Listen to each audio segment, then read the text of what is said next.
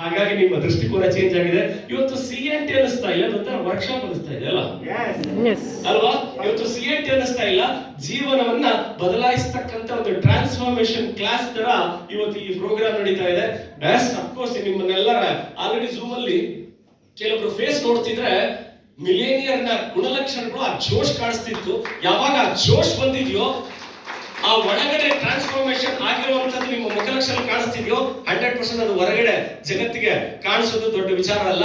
ಆ ಒಳಗಡೆ ಬದಲಾಗ್ತಿದೆಯಲ್ಲ, get ready. ನೀವು ಮಿಲೇನಿಯರ್ ಆಗ್ಲಿಕ್ಕೆ ಏನ್ ಸಪೋರ್ಟ್ ಬೇಕು, ಹಿಂದೆ ಇದ್ದು ಆ ದಾರಿ ತೋರಿಸ್ಕೊಡಕ್ಕೆ ನಾವು ನಮ್ಮ ಲೀಡರ್ಶಿಪ್, ನಿಮ್ಮ ಮಿಲೇನಿಯರ್ ದಾರಿಗೆ ನಾವು ದಾರಿ ತೋರಿಸ್ಕೊಡ್ಲಿಕ್ಕೆ ನಾವು ರೆಡಿ. ನೀವು ರೆಡಿ ಇದ್ದೀರಾ? ರೆಡಿ ಇದ್ದೀರಾ? ರೆಡಿ ಇದ್ದೀರಾ? ರೆಡಿ ಎಲ್ಲ ಆಲ್ರೆಡಿ ಹೊರಟೋಗಿದ್ವಿ. ಆಲ್ರೆಡಿ ನಿಮ್ಮ ಪ್ರಯಾಣ ಸ್ಟಾರ್ಟ್ ಮಾಡಿದ್ರಿ.